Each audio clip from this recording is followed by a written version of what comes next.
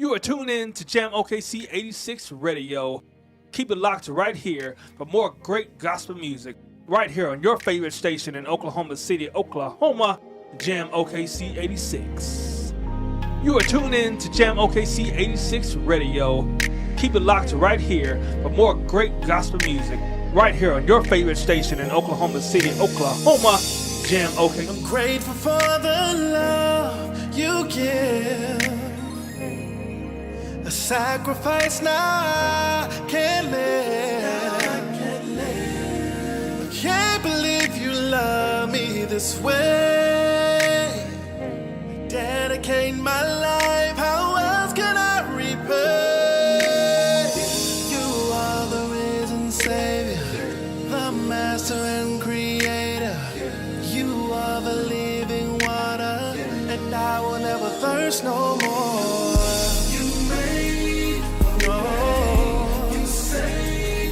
You took my pain, gave me life abundantly.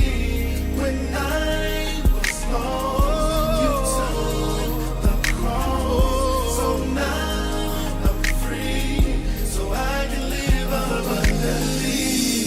Amazing grace, how sweet the sound that saved a wretch like me. I ain't perfect, but I'm trying, Lord, to be a better man for my family. I can't believe you love me this way. Dedicate my life, how else can I repay? You are the risen Savior, the Master and Creator. You are the living water, I will never thirst no more.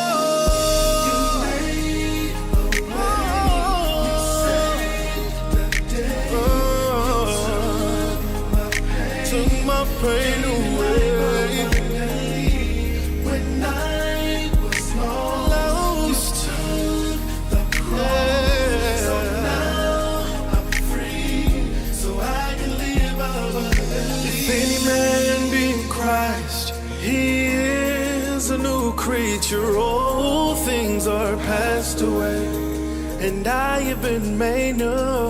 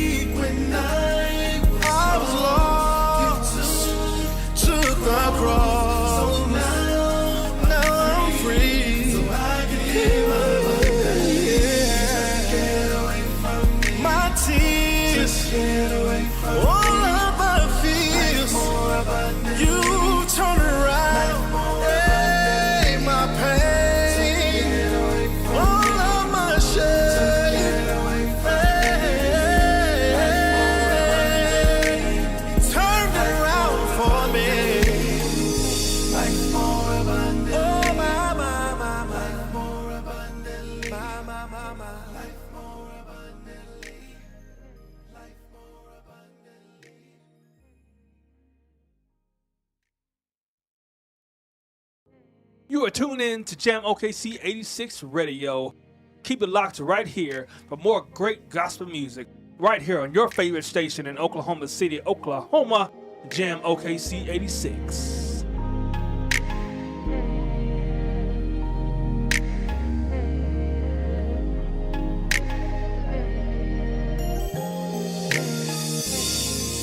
I'm grateful for the love you give.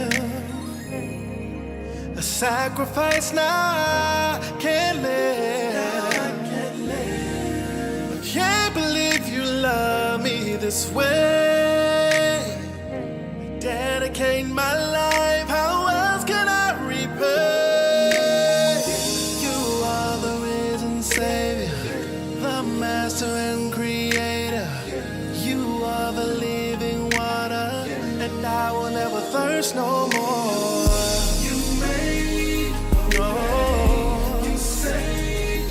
say today. You took my pain, gave me life abundantly.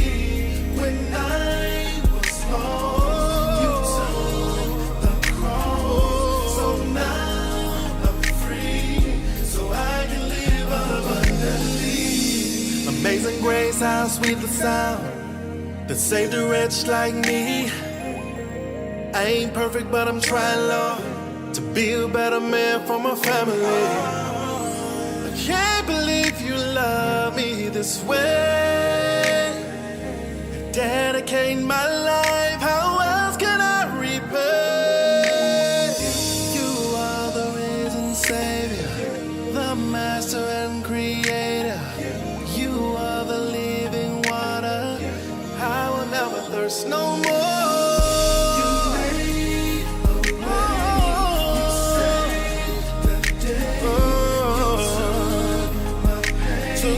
Pain away.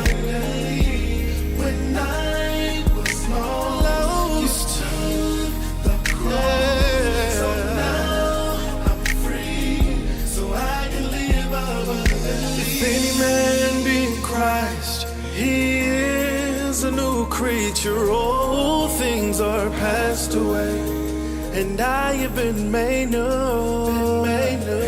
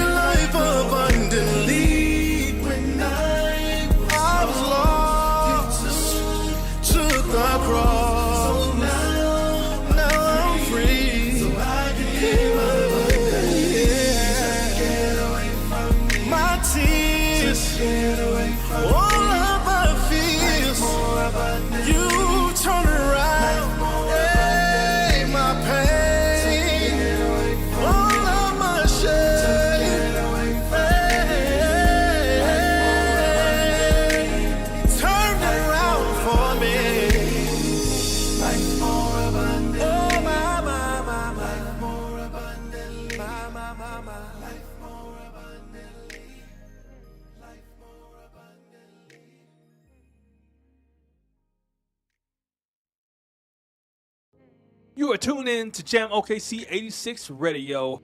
Keep it locked right here for more great gospel music.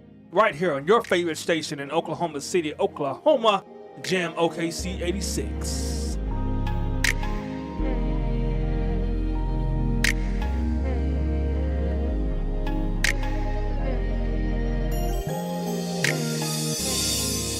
I'm grateful for the love you give.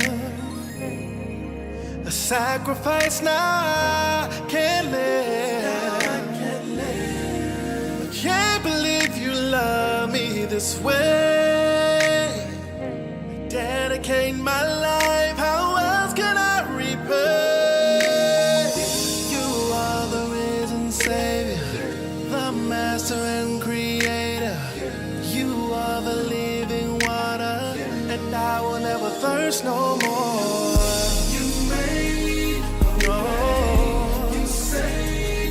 Say today, you took my pain, gave me life abundantly. When I was lost, you took the cross. So now I'm free, so I can live abundantly. Amazing grace, how sweet the sound that saved a wretch like me. I ain't perfect, but I'm trying, Lord, to be a better man for my family. I can't believe you love me this way. Dedicate my life, how else can I repay? You are the risen Savior, the Master and Creator.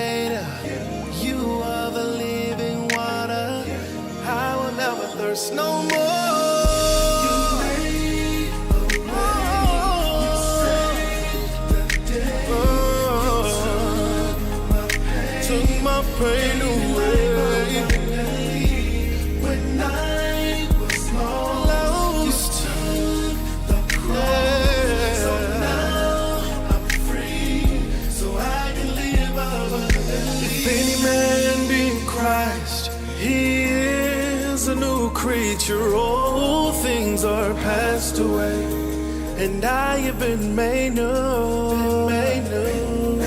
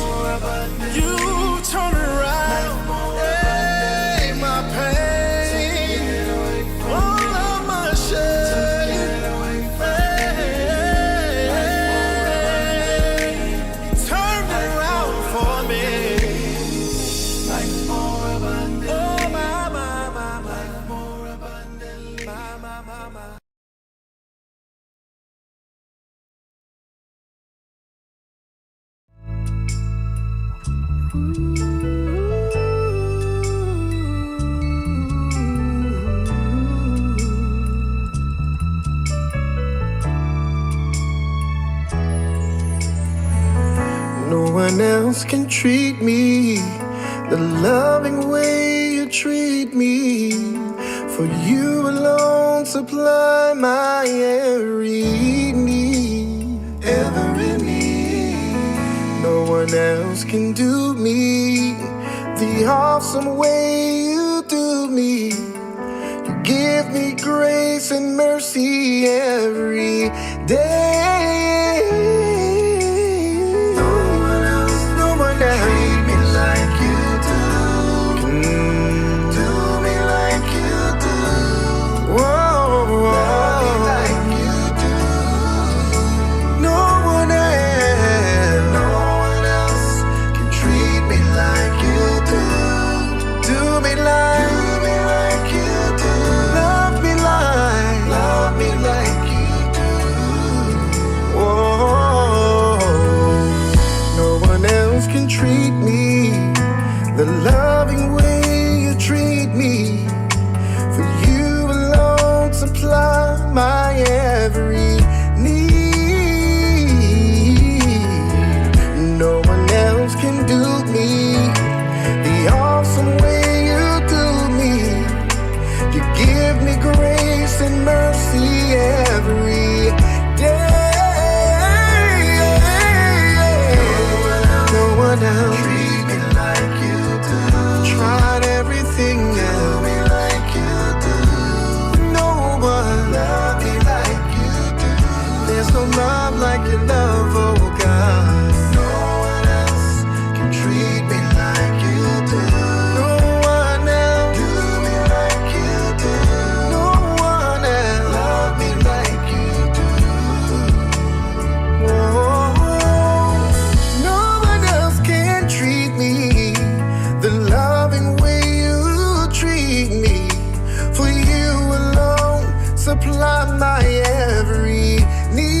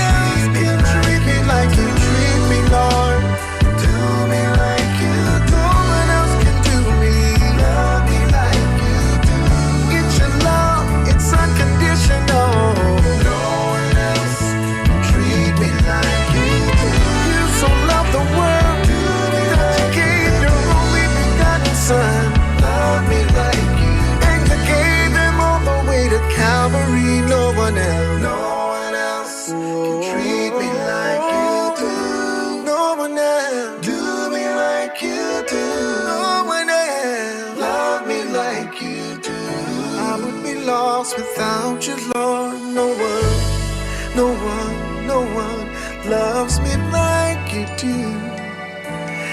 I would be nothing without, Lord, I would be nothing without you.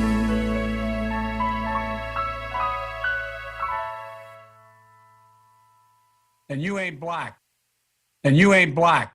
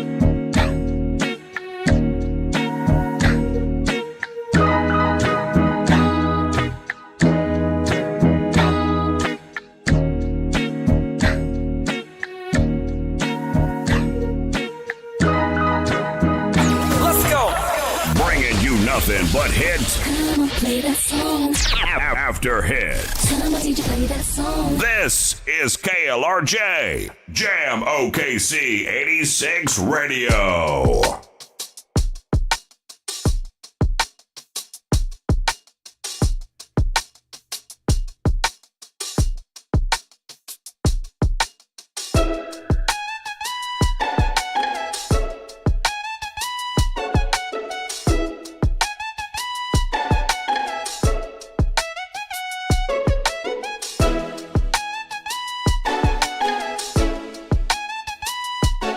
Locked in and stay locked in. This is the Conservative as Christ Show. Family, I'd like to welcome you all to the Conservative as Christ Show with LJ and the Wretch. Today is Wednesday, January 8, 2025. If you could hear the sound of my voice, it has been another beautiful day our Lord has made. We will rejoice and be glad in it. Family, we got a jam-packed show for you today. We got return of Taj Hollywood Wednesdays. We're gonna LJ is gonna give us the answers to the question about how Oklahoma is gonna return education to the parents. But before we get into all of that, what is good with your brother? Doing good, man. Doing great. I was trying to find Stevie Wonder's happy birthday song because today is Uncle's baby's, aka Tierra. Okay, happy birthday. Happy birthday. So, we're going to break into it. Happy birthday. You can carry the tune, brother. Go and break into it. Just go and break into it for him. Happy birthday to you. Happy birthday to you. Happy birthday. Happy birthday. What? I want to do the background. I want to do the background. Birthday. I forgot. That's how it goes. Yeah, come on, man. That's how it goes, man. They got the it probably does. I just nobody pays attention to the background sound of it. You're the first person that I've heard actually sing it. Oh nah, man, that background, man. I'm pretty sure it sounds good. It sounds great. It sounds much better than when I'm singing it. Much better. Much better than when I'm singing. The Bible says make a joyful noise. That's all it says, man. I can do that all day. Do that all day. Yeah, but today's a good day. Go Buckeyes. Go Buckeyes. You know, that's happening Friday. Thunder's up 32-25 right now. Both best teams in the NBA playing tonight. Cleveland and the Thunder. Both of them have the best records in the NBA. I'm not gonna lie, man. I haven't. I'm not a believer. I'm not a believer in Cleveland. I say that with not a lot of information. I haven't been watching much of it, but yeah, man. Is it real? Do they look like they're real, or is it just just one of them regular season things? And once the playoffs start, they look real to me. I mean, I don't know. They look real to me. So I mean, that's they lost to Boston. So I don't know if that's because that's the team that you got to go through. Yeah, that's a lot of people lose to Boston though. That's not saying much. Except for the Thunder. They didn't lose to them. Yeah. They didn't lose to them. But yeah, today was the last day of Mike McCarthy's contract. So we'll see what they do with that. I don't. I'm up in the air with it, man. It's what's better for the player. What's better for Dak Prescott? If they get rid of him, who are you looking at? Like what? Deion Sanders. Like if you're gonna get rid of Mike McCarthy, a Super Bowl winning coach, that last year he had a top 3 offense last year. He didn't tell Dak Prescott to throw those interceptions. He didn't tell him to do that. Wait, nah, man. Time out. We going too fast. You said Deion Sanders. That's you want Deion? Yeah. If you get rid, what I'm saying is, if you get rid of a Super Bowl winning coach, Mike McCarthy, then yeah, you gotta get somebody like that. Deion Sanders, former Cowboy. Okay. I think his coaching style and the way he carries himself is better suited for the NFL. So I think he'll come in and I think he'll get the attention of the players. Now there's reports coming out of Dallas Cowboys camp and the analysts down there, reporters down there, guys that writes for the Dallas Morning News, that those players do have.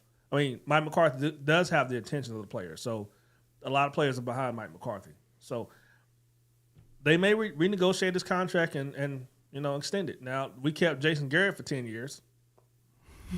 So Jason Garrett, man, he must have some kind of dirt on. He got to have some kind of dirt on Jerry Jones, man.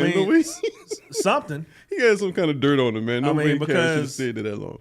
I mean, maybe he walked into Jerry Jones' office every day and said this. You better check yourself before you wreck yourself. Maybe he did that, but I don't know, because you know what, Patrick Mahomes fans and anybody that thinks their quarterback is better than Dak Prescott, I always ask them this question: what if your quarterback had Jason Garrett? You don't think? You don't think it would have been different? What if Patrick Mahomes had Jason Garrett? What if Drew Brees had Jason Garrett? Yeah. It's coaching. I mean, coaching it plays a big part. Right now, Andy Reid is it. He's been it for a while. He's been it, especially for quarterbacks. Yeah, especially for quarterbacks. Yeah. Jason Garrett is calling games on NBC right now. But if we get rid of McCarthy, it's got to be somebody like Deion. Yeah. I don't want another assistant on like the Kansas City Chiefs or something, or a team that's doing good, like the defensive coordinator or the offensive coordinator. I don't want that. I want a bona fide, like somebody we know for a fact is going to come in here and get the attention of the players and because playing for the Cowboys is what I think happens every year is these players, they play for the Cowboys, and it's not like the old school. It's not like they don't have the mentality of Emmitt Smith and them. Emmitt Smith, Nate Newton, Tony Casillas. They don't have our back is against the wall, it's us against the world mentality that they need to have. They don't have it. I think they just cruddle under the limelight because they got star in the helmet. There's so much pressure. I think they just crumble under the pressure instead of just like, you know what? Forget this. It's us against them. It's us against not the team we playing. It's us against the rest of the world, and just have that back against the wall mentality. I don't think that they got it, and maybe I believe Dak Prescott is a great leader. I think he's a great man, great leader. I think he needs to quit playing house and marry that girl. But I think he's a great leader and everything. But I don't know if he crumbles under pressure when it comes to the playoffs, how he plays. But Deion Sanders is my answer if they get rid of Mike McCarthy. There you have it, family. But did they get rid of Dennis Allen? The Saints? Yeah, they fired him. He got Okay, he got him out of there mid season. Oh, they did. Got him up out of there mid season. So who do you think for the Saints? Man, I say I think we should keep what we got, man. I don't think the problem with the Saints is talent. I do think it was coaching, but after we lost after they got rid of Allen, we don't have a quarterback. We need a quarterback. That's the Saints' problem. A quarterback. That's what we need to fix. Well, Derek Carr, when he was healthy, he wasn't. So he's not the answer. Hey, Derek Carr is not the answer. I'm not trying to critique Derek Carr's quarterback play because he can play quarterback better than I can. But what I will say is he wanted to retire and they had to talk him out of retirement. You know what I'm saying? When you have to lure somebody out of retirement with money to play football, hurt too much to do it for the money. Like, man, you know what I'm saying? You gotta love it a little bit, or you know what I'm saying? You could do it for the money, but if you don't love it at all, yeah. So I guess it depends on who it is because Tom Brady, they got him to come out and then they actually won it. Tampa Bay won the Super Bowl after that, but I guess it will only be a Tom Brady. Tom Brady didn't want to retire. Tom Brady wanted to keep playing. He was trying to go to Miami that year. He was. He was trying to be in Florida somewhere. Yeah, he was trying. He wanted to keep playing. Yeah. But the Dolphins, they still looking. Well, they got one Super Bowl. They still looking, still waiting since '72. Yeah, they Super Bowl before my time. That's before my time. Both our time. I didn't see it. I didn't see it. And ironically, those are some of the biggest Cowboys haters. And that's the thing that's so hilarious about Cowboys haters, man. A lot of them are fans of teams like that. Haven't won a Super Bowl since the 70s or something like that. Lions fans, they were one of the biggest Cowboys hater I know is a Lions fan. I had to block him on Facebook because it's not that he's sending me memes, it's just he's tagging me in every post about Dallas Cowboys all day long. So I had to block him. But he is the biggest Cowboys haters I know. A Lions fan. Ain't won no Super Bowl. But that's why I don't get in an argument with most Cowboys haters. Now, Pizzo, the messenger, he's a Cowboys hater, but he's a Patriots fan. So, right now with him, I just say, okay, when do we play each other? And then last time we played each other, we beat them like by 30. But okay, so Monday you asked me the question, what's behind Trump and Johnson's plan on education to give more rights to the parents and school choice and all that stuff. So I found something from American Alliance Defending Freedom. It's a video with a guy. He kind of explains why parents are wanting more rights and everything. So this is the reasoning why Trump said what he said, and because I think there's 4 concepts to his education plan. One of this to get rid of DEI programs, which most of the country is doing that right now. Most corporations are. I think I just read yesterday, McDonald's, they got rid of their program. So what does DEI? What does DEI have to do with education? What are we doing with DEI and public education? Well, because the Department of Education controls that. The Department of Education is saying put these type of programs in your school system, in your districts, like in your curriculum and all this stuff. Department of Education is mandating some of these things. So, and if you don't do them, they'll hold funding back. So we've had Kendra on here, and she explained that twice. Right, but what kind of DEI program they're putting in like with public education? It'll say it on here, but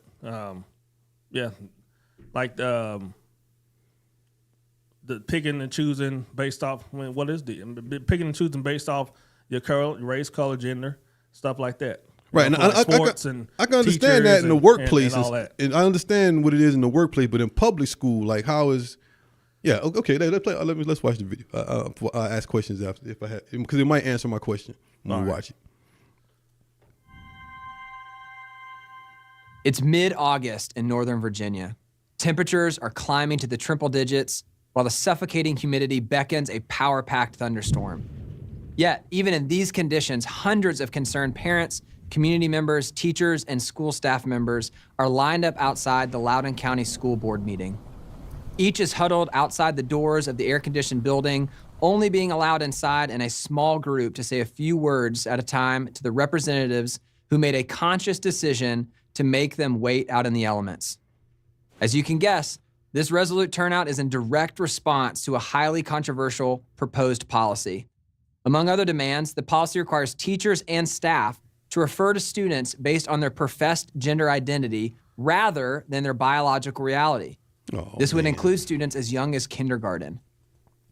The policy forces teachers and staff to call girls boys and boys girls, all without parental notification or consent.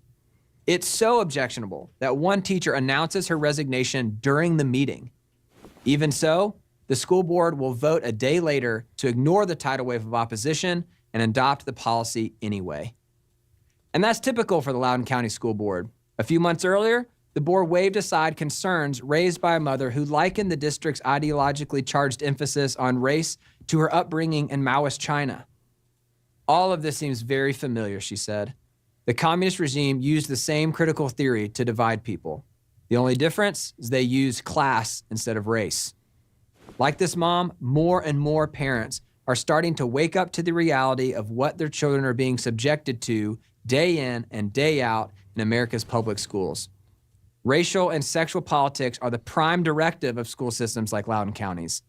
Every child will be immersed. Every teacher will be forced to toe the line. No dissent allowed. The school district seems oblivious to the fact that they're losing not just conservative parents, but the great bulk of middle-of-the-road families who simply want their children to get a quality academic education. And that's not just happening in Loudoun County, Virginia, but all over the country. From coast to coast, parents have simply had enough. Too many schools have become swept up in what journalist Christopher Rufo has called a school to radicalism pipeline. Parents don't want their children taught that they are oppressors if they have the wrong skin color. For example, many schools are now teaching young white children that they are evil simply because they are white. How is that any better than schools in the past teaching the wicked falsehood that young black children were somehow inferior because of the color of their skin? No parent wants their children immersed in this harmful ideology. But that's not the only way these radical theories are impacting children in today's schools.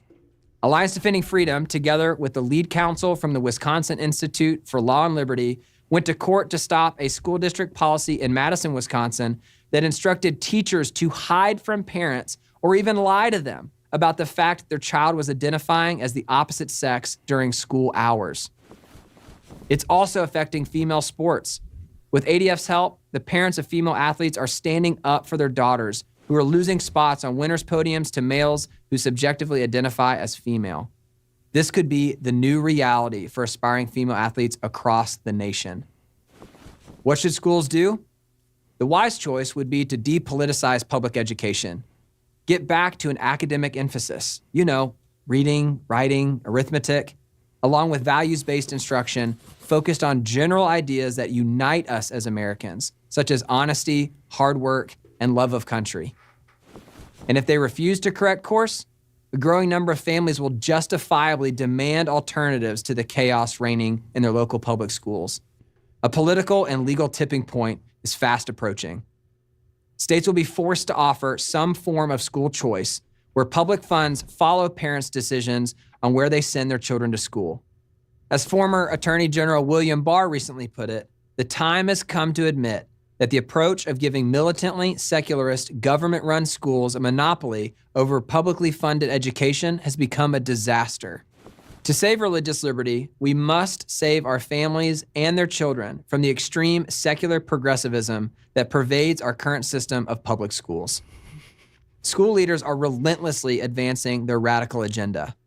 But parents who were once too complacent are no longer content to sit idly by while their tax dollars are used to indoctrinate their children with ideology that contradicts the values and beliefs they teach at home. As we're seeing in Loudoun County and across the country, Parents have a limit.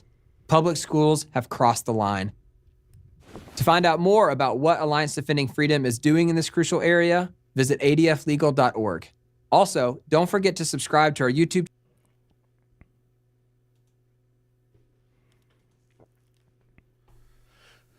Yeah, so that's basically what, when you hear Ryan Walters talk or what Johnson was talking about, that's basically where they're coming from when they say they want to give the parents more rights and everything and stuff like that. So that's basically where they're coming from. This guy kind of like laid out the reasoning and the foundation of why parents are feeling the way they're feeling and why Ryan Walters and all these people, politicians or whoever you want to say, is making an argument. And I got another video about public school versus private school with PBD, but well, that right there, later. That right, that was a bunch of propaganda, family. Like, man, he yeah, man, yeah, man, like is like, if you go on the Lions Defending Freedom website and go to Parents' Rights, they got a bunch of like factual evidence and stuff and like books and like stuff for people to look up to see what's the so what about all this stuff. It just boils down to what you care about as a parent, right? What you care about as an individual. Yeah, and he kind of gave it away at the end when he because all the stuff he's talking, and then like in the end he was like, to protect our religious freedoms. Like a lot of it has to do with, they don't, is a religious thing. A lot of it is their religion, and they don't like some of the things that's going on and the freedoms that other people have. Yeah, man, to me that sound like it sound more like a big push, just more for take money out of public schools and give vouchers for private private schools. It seems more like they want vouchers. It seems more like let's get these vouchers. Well, it's for school choice, and I was looking up school choice stuff and everything, and I'm not ready to fully talk about that. Yeah, I was looking up ed choice and everything. Last year I was going to do an event.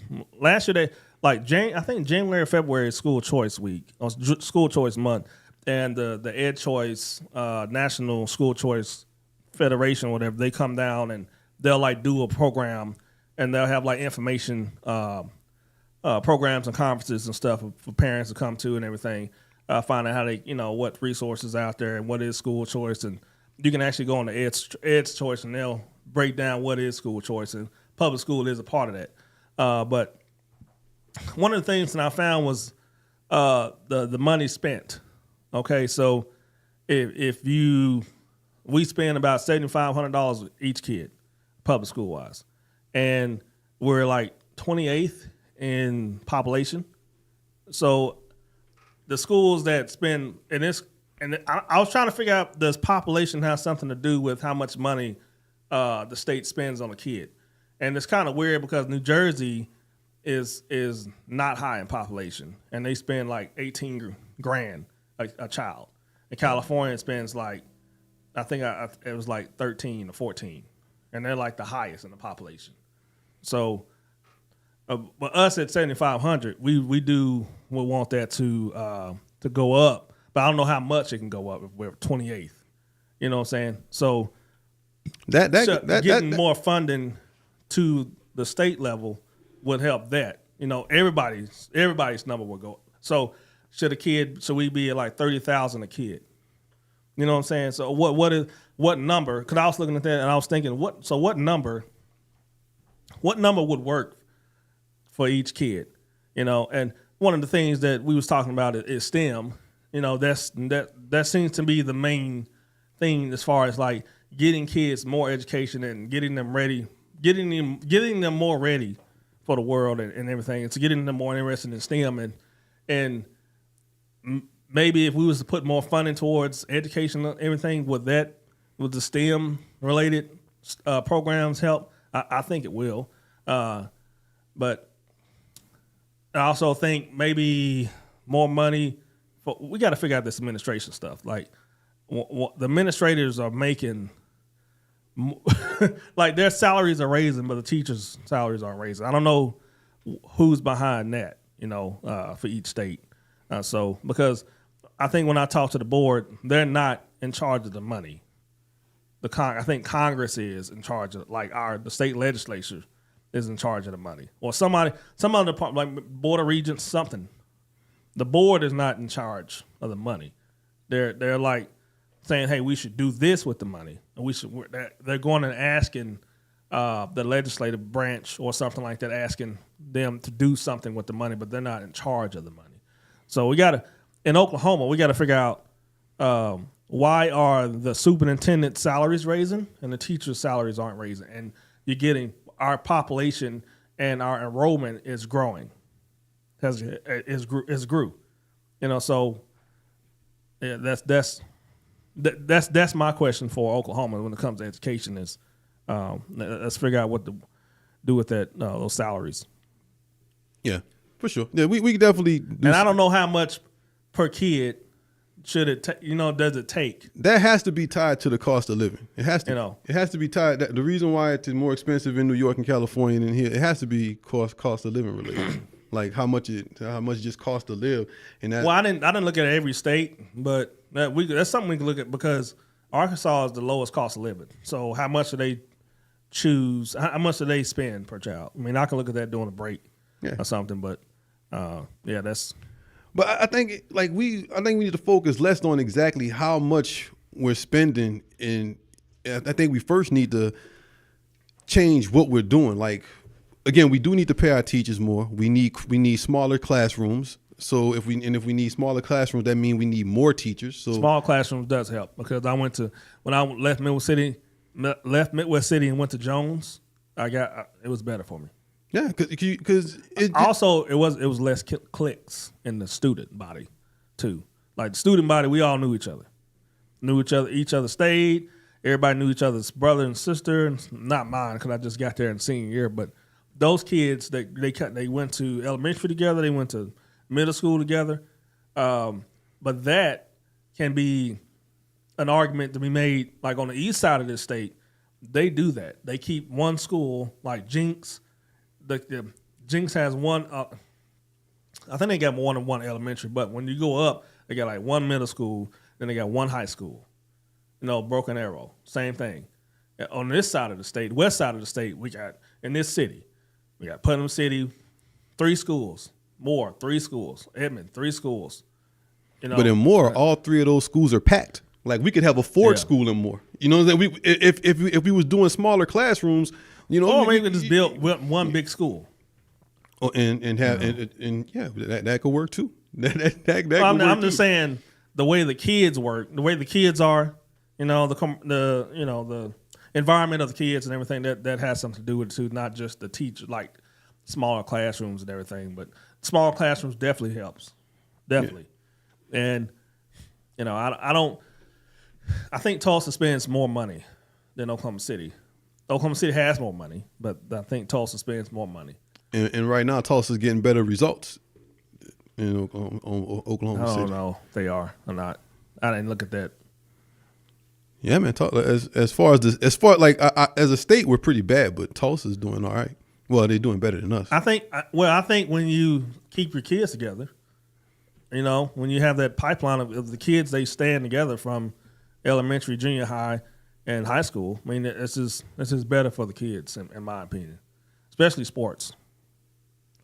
That's always those schools out there in the country, like Jinx, man. All they good players get to stay at that one place. Like if Moore has 3 high schools, you know what I'm saying? If Moore had one high school with all the best players, that'd be the best school in the state.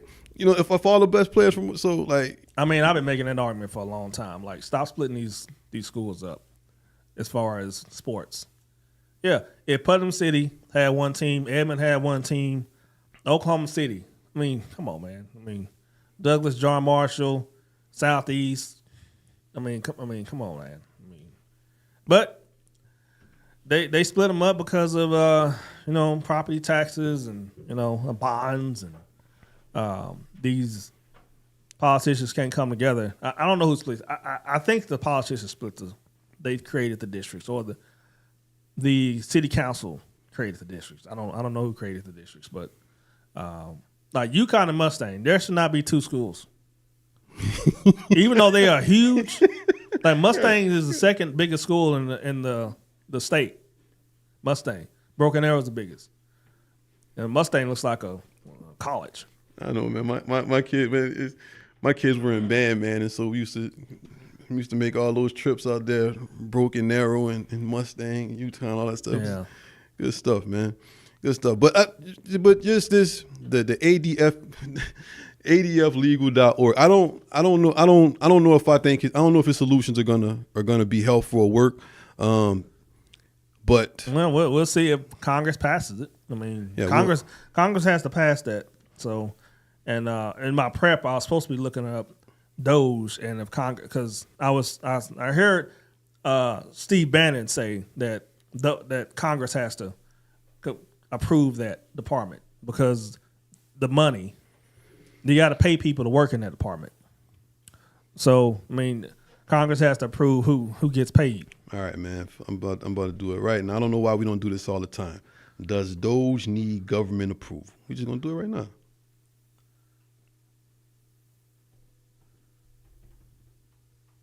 False allegations. Does Doge need? I need a Jeopardy thing.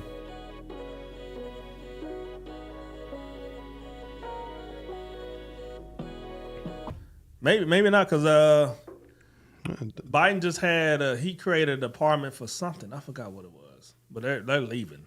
They're being disbanded. Man, why is Biden on the way out doing all? You see, he just dropped another $8 billion to Israel. Yeah, for weapons. Why is Biden doing all this stuff on the way out, man? Yeah. Like how is this? He did the offshore drilling and all that. Yeah, I think and Trump, he's you know, he stopped saying what he's gonna do now because he doesn't want Biden to find out and like try to stop it. You know, they asked him. What did they ask him today? What was he gonna do to Hamas or something like that? He said, "Well, it's gonna be hell to pay or whatever." But no. The J6ers. Is he going to? What do you call it when a president gets people out of jail? Pardon. Is he gonna pardon all the J6ers? Trump? Yeah, they asked him that. He said, "Well, we got to look into it." I think so. He stopped saying what he's going to do now because he doesn't want Biden to do another executive order or whatever, the stuff that he's doing right now. But okay, so they say that there's a such thing as called. They say it's not going to be an executive government agency because that would require, it would require, Congress, but he's not going to make it that. It's just going to be something else.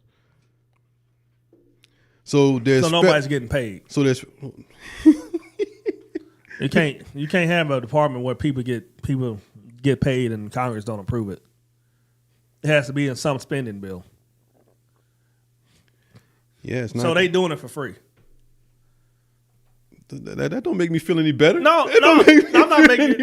It don't make me feel any ain't nothing gonna make you feel better about Elon Musk. But I'm just saying they're not getting paid, and everybody in that department. How can you have a whole department of volunteers? Oh, the government doesn't work that way. Like if I said, hey, like if I went to drill and say, hey, don't pay me, I'm just gonna be here. There's no way that can happen, Johnson. You're getting paid because of the code, like a U.S. code, blah blah blah. You got to get paid. So I don't. So everything we say stands. He's making a brand new department that's not going to require any confirmation, anything, and he's giving them power over the government. But he's not. But he's as a technicality, he's not making. You don't have no real power if you want to improve. Like what power is what can you do? Whisper in Trump's ear. I mean, that hasn't done much. Except everything he wanted so far. HB ain't happened yet. It's all no. That's what we keep talking about, man. It doesn't have to happen. It's already is. In order for what they just start talking about it. In order for what the MAGA Bannon side would want, you would have to get rid of it. It already is. Elon Musk just wants it. You know, he doesn't want to get rid of it. He wants to abuse it even more.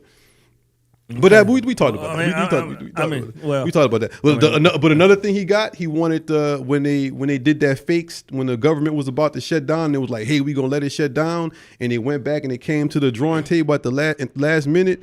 The stuff that Elon wanted removed from the bill was removed from the bill. The stuff that Trump wanted added to the bill was not added to the bill. Elon wins again right there. And we'll just keep on going. When there was other Congress members saying the same thing Elon said. So did they get their way too, or is it just Elon? So I'm just trying to figure out how we playing this game. Right. So the way we playing the game is Elon Musk says something, and before a congressman disagrees with it, he has to check and see if he wants to be primary. Because Elon Musk is like, hey man, I'm gonna throw all my money at your primary challenger unless you back me. And it's the same thing as Project 2025. The whole thing is, the whole premise is Elon Musk bad. No, it's not. It's not. The whole thing is not because Elon Musk bad, man. If he wasn't bad, if his plan and everything was good for the country, in your opinion, then you would be okay. Well, y'all listen to Elon Musk. No, if Elon Musk, here you go. If Elon Musk came and said, I want $25 minimum wage. I want health care for everybody. You guys need to listen to me. The wretch would say broken clocks. You guys need to listen to Elon Musk today. I would say broken clocks. Now I wouldn't say broken clocks. Elon Musk is right more than twice a day. So I wouldn't call Elon Musk a broken clock. Can't be a billionaire and not be right sometimes. You place way too much. You place way too much faith in billionaires, man. Way too much faith in billionaires. Well, I just don't think every billionaire in the world is a cartel member. No. I think that there's some billionaires that actually, they know how to manage money. That's how they got their money. But man, I'm just saying, man. This is how Elon Musk got on my radar as somebody who I give the side eye. Because I don't have Elon Musk came out and asked the question like, how much would it cost to end world hunger, to solve world hunger? How much would it cost? He asked the question. Yeah. And they answered it for him. And the answer was something like pocket change to him, like $6 billion. That's pocket change to him. Trump is worth $6 billion. $6 billion is pocket change to Elon Musk. Like all billionaires aren't made equal. You know what I'm saying? So he was like, that's how much, huh? And he was like, okay, cool. And then he spent $40 billion on Twitter. So he chose not to. Somebody told him, like a Charlie Kirk, like, hey, bro, like that $6 billion ain't gonna end no hunger. Like it's too many. It's too many bad decisions being made out here in this world to end that like that. Gotcha. So, but the good decision was to buy Twitter. Hey, did you check and see if his stocks rose when he did that? When he brought Twitter, his stocks didn't rise when he brought Twitter. When he brought Twitter, it's been in the news, man. He first was talking tough like he didn't need advertisers, and then he said he wanted to sue advertisers for not advertising with him. You know what I'm saying? But when his stock did rise, when everything did shoot up? When he gave Trump the money. When he gave Trump the money. Everything went up then. Everything went up then. Well, so I guess it should go up since everybody talked about it. Every media outlet talked about it. Man, you about to tie yourself in a knot to make that look like because all that means is more people heard about what was going on. That's all it means. His stock rose because he's in the news. Every media outlet is talking about it, and everybody knows, and he's getting all the attention. Family, Elon Musk is the biggest recipient of government contracts. Family, it is illegal for a government contractor to donate or back political government officials. It's illegal for them to do that. Everybody knows Elon Musk dropped $250 billion and nobody's saying anything about that. Like Yeah. why are we allowing Yeah, this? Mayor Garland's not saying anything about it. You know why? Why? Because if Michael had an LLC and you paid a politician some money for their campaign out of your personal bank account, nobody would say nothing to you. But if your LLC, if you paid the politician some money for his campaign out of your LLC account, oh yeah, we come to get you. That's why they're not saying that to him. And So a billionaire, that makes it right? That makes it right? According to the law, It makes it I legal, would- doesn't make it right. what do you mean does it make it right? There's a difference between legal and right. Not to me. I mean, illegal is wrong, legal is right. I mean, I don't understand. That's how it works in the court of law. Yeah, okay. I mean, the pendulum swings the other way. So we'll see, man. This is a conservative as Christ. Don't go anywhere. Holler at us, jamokc86@gmail.com, jamokc86@gmail.com. Send your songs. If you want us to play your song on the show, if you're an artist, you want us to play your song, we would love to have it. We'd love to play your song. Open mic night. If you have not been to open mic night, you need to get there. Man, you need to get there. Free 3 is the featured artist this week, this month. Free 3. If you have not heard of Free 3, oh my gosh, you need to get here. Coffee Slingers, 8 p.m. doors open. January 31st. January 31st. This is the Conservative as Christ Show. We'll be right back. Right now, Guess who? Nobody got nothing on us. you're locked in to the greatest station, KLRJ Jam OKC 86 Radio.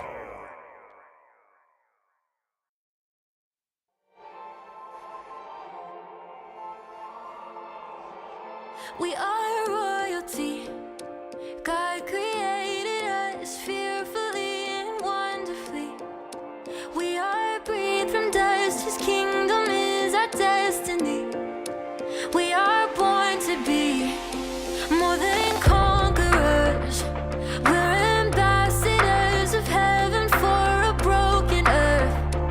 We are carrying the cure to counteract the curse. It's His light.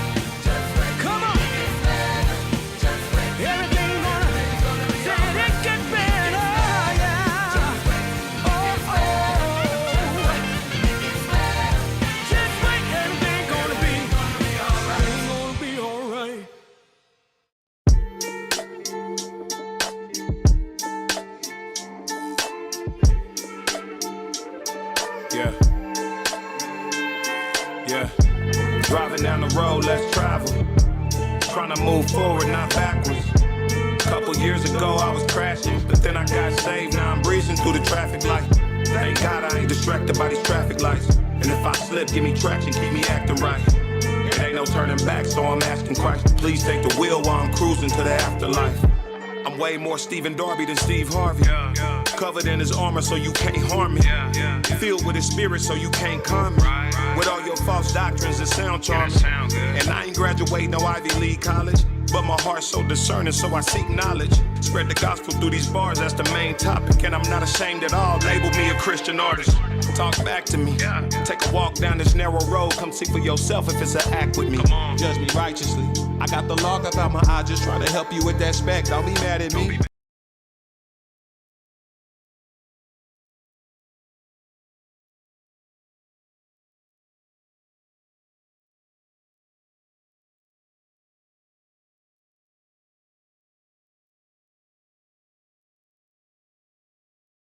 Like it should be ours, actually.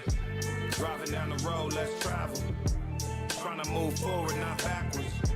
Couple years ago, I was crashing, but then I got saved. Now I'm breezing through the traffic light. Thank God I ain't distracted by these traffic lights. And if I slip,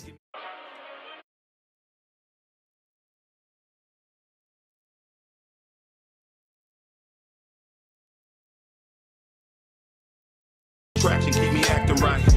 It ain't no turning back, so I'm asking Christ, please take the wheel while I'm cruising to the afterlife. Wasted all this time trying to fight these feelings. The heart is so deceitful, I was chasing millions. Hit the blunt, get them drunk, a habitual sinner. Knew the truth, but I ain't care about the consequences. Heard a sermon from MacArthur, so I paid attention. Title saved to self-deceive, really had me tripping. Sitting on my bed, contemplating life decisions. Heard the call my granny prophesied about when she was living. She said you gotta pick a side, can't be switching sides. Go out and sever ties, especially soul ties. Make sure you stand firm, never compromise. And keep evil communication out your entourage. Love your God with all your soul, strength, heart, and mind. I promise he'll never leave, he always by your side. Let the word be your guide, a light to your path on this journey. Now buckle up and enjoy the ride. Driving down the road, let's travel. Trying to move forward, not backwards. Couple years ago, I was crashing, but then I got saved. Now I'm breezing through the traffic light. Thank God I ain't distracted by these traffic lights. And if I slip, give me traction, keep me acting right. It ain't no turning back, so I'm asking Christ, please take the wheel while I'm cruising to the afterlife.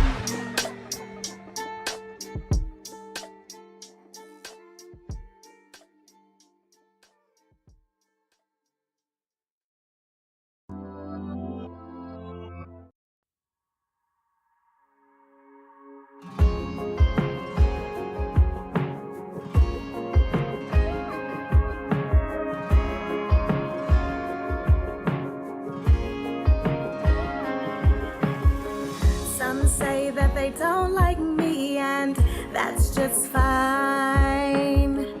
They're entitled to their thought life either way. They can make up their own mind. Some say that I'm not their cup of tea. They can skip a drink and have their cake and eat it too. It doesn't matter what they think, say, or do. I'ma dance about it, I'ma dance about it. I'm dancing to the music of me. I am dancing to the beat of my drum. I am dancing to my own melody. It doesn't matter where the beat comes from. Cause I like my hair, I like my smile, I like me, I like my eyes, hey. I'm dancing to the music of me. I'ma dance about it, I'ma dance about it. Let's go! Bringing you nothing but hits. Come on, play that song. After hits. Come on, DJ, play that song. This is KLRJ, Jam OKC 86 Radio.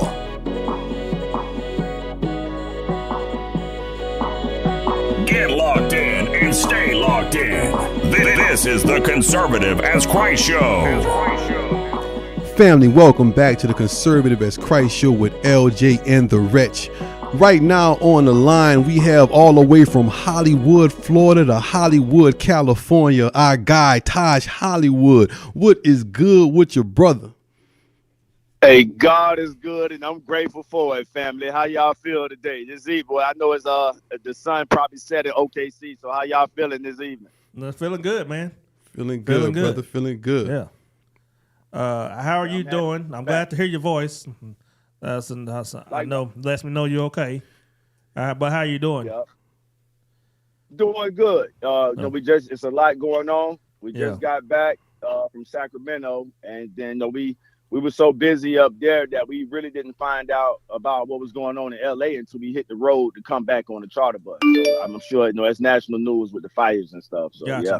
Right. Yeah. So are you back in LA right now, or did you guys were you not able to get in there? Like what's the status?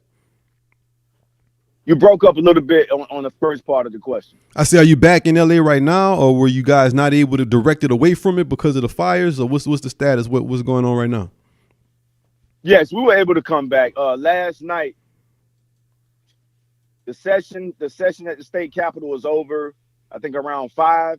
Then we did dinner, and then we got on the road, and that's when everybody, because we were so focused on a mission, nobody was really telling each other, hey, it's the city on fire. So we didn't really get to that until we got back to the charter bus, and everybody started, kind of reporting what they was finding on their timeline news feed about the fires. And, we were just, driving. Yeah, but we drove back to answer your question, and we made it into the city. And it's just unfortunate. It's fire season, and this is what we're dealing with, a windstorm wildfire right now. Man, that's crazy. Fire season. I ain't even heard of that. I just heard fire season. We don't have fire season. We just have fire days when it's like 75 and it's or like 80 degrees and the wind is blowing. That's when the weatherman will always say it's fire danger. But yeah, we all hearing that for the first time today. I just learned that term today. So out for people that's born and raised out here. Fire season. Wow. It's fire. I mean, I'm not advocate, but fire season. That's what they call it. So, and the thing about this one is that the fire got so close to the populated parts of LA. I've been here 10 years, and I'm used to the fires breaking out in the outskirts. So when I hear about those, I don't even panic or trip out because I've been here long enough to get used to that. Just like the earthquakes, but this one you have Pasadena. And one of the most desired areas. It reminds me of an actress friend I have who said if she ever made it, she would want, or when she make it, she wants to move to Pacific Palisades. And I can't wait to hear from her to see if she still feel that way, think and feel that way. Yeah. Well, no doubt, man. But you kind of mentioned that you guys just got back. You was focused on the mission. Tell the audience, man, what the mission is. What you guys were out there doing. Well, on January, we left midnight. So yeah, January 7th. Thanks to Miss Stanton, who's with EECI. She sponsored the charter bus that drove us 6 hours from Los Angeles to Sacramento, where the state capitol is located, for those that don't know. And when we got there, we prepped for the mission that day. The day was termed READ, and READ is an acronym for Reparations, Education, and Advocacy Day. So we operated under the moniker of READ, Reparations, Education, and Advocacy Day. Great experience. Yes, it was. All right, and what was who did y'all go there to go to the Capitol to talk? Did y'all have like a special session with someone? Like what was it? Do you guys go there to protest, or like what exactly went on when you went there? Yeah, no protesting at all. It was it was so cool because it was a lot of our first experience with the lobby. I'm not sure if you or LJ had an experience with the lobby. So we started off with the press conference. Well, we started off with breakfast, of course. And then we did the press conference at 10. Where we all gathered. We got there 100 deep. We went 100 deep from LA. We arrived at the press conference was 30 minutes. We did a Q&A with the press. The press was there. And then from there, we did on-site preparation before we went into the state capitol to engage the lawmakers. So we did on-site. So our team leaders, it was so well organized. I'm just in awe, man, of how our people put this stuff together. So we did our on-site preparation. We went to lunch, and then after lunch, it was. My thoughts said game time, but it was beyond game time. It was time to get to work. It was time to engage. There we go. And so we went through the lobbying process for my first time, and we went from, remember, it's 100 of us that went up there, and there was people that came from Sacramento and other parts of California to join us. So we were anywhere between 120 and 150 deep. No, we didn't take over the Capitol like January 6th. Now, isn't that ironic? That was a couple of days ago. We did it in a civilized, dignified way. But you definitely can tell that they had never witnessed something like that. I'll leave it there. Yeah, that's civilized and dignified. That's the most important thing when it comes to that. You know, letting your voices heard. You know, I think it's a lot better, much better idea than to protest than what you guys did. Hold a press conference and you know, let's kind of corporatize it. Yeah, fully agree. Jay, it changed. I mean, now with that experience, I do look at protesting as less effective because you're going straight to the source. You're going to the lawmakers. Whenever and I'll be honest, a lot of the senators sort of, you know, they operate their office. So of course, if they don't feel like being bothered, we would have to deal with the chief of staff or I think it's called the legislator director. And then after we know all about that, Tosh. Tell me about it, LJ. Yeah, I figured you had me and Rich, we know all about that with our local representative here in this district. I'm gonna leave that alone though. with the runaround. Yeah, the little what was it? The little intern. Hey. Yeah, the little intern responded back in the email. Well, we was trying to ask her what did she vote on? Like, what was her thoughts on the homeless bill? And she didn't write the bill. Yeah, she voted on it. What's her thoughts? Did she talk to the news? Did she? She was just busy at the time. She was just busy. It's still an open invitation, you know, to come on the show. Yeah, still open invitation. Still open invitation to come on the show. Yeah. You know, hey, Reg, we heard that all day yesterday, though. As far as the top, you know, we're busy. They're in the meeting right now. Yeah. You know, this is the second day of it. Convenience. So no, I can relate to that. Yeah, busy, but the job's supposed to be the people, but they too busy to talk to the people. You know, they're too busy to talk to your constituents. Yeah, after traveling 6 hours to get there, you're too busy for people that travel 6 hours. So we met the staffers, like LJ said, who are pretty much the interns. We met. I think we did meet two senators or two senators. I can't remember them by name. And but more importantly, man, we were there to let them know we're growing beyond the California Black Caucus. So that now, the press conference made it known that the California Black Caucus doesn't own the reparations. And so what were one of some of you guys talking? Oh, I'm sorry, you broke up, bro. You broke up. Yeah, you broke up. So the last thing we heard was the Black Caucus don't own reparations. That's the last thing we heard. Correct. Oh, okay. Yeah. So I think that was about it. That you know, we made it our business to let all the legislators know, hey, we're not limited to the California Legislative Black Caucus. And what were some of you guys the primary talking points or the message that you wanted out there? Like when you talked to the senators, what message did you want to give them? Like what were you trying to get them to see or get on board with? That you know, we have multiple ways to get this done. Private funds. I just learned about bonds. Did Rich and LJ, do y'all know about like government bonds? I just learned that yesterday. That so in addition to private funds to fund the reparation, one of the other requests were as far as how will we fund it, because one of the main questions were, okay, how you guys are going to fund this? And we've discussed this on the show before, but then one answer was reparation bonds. Issue some reparation bonds. And I had never heard of that before. So are y'all aware of bond, like not just reparation bonds, but like that state governments can issue bonds? Right. Yeah. I know about that they can issue bonds, but like, so what would the reparation bond? Because it's still money coming from the government, you know. So what makes it? How are they going to get on board with it if they're not on board with the government paying it anyway? Like making it a government bond. How does that make them want to do it more. Investments. Right. The bond is an investment, right? Yeah, I'm still learning about it. So I guess the bond is not. You're right, Rich. I guess it is. You're investing taxpayers' money to get what interest back off the bond. Yeah. That's it's what new I'm to me. reading. So right. So it was. I just learned that yesterday. But Reg, there's no way around. At some. So I mean, let me share the data. So now we know that California has a $500 billion fiscal budget. $300 billion general fund.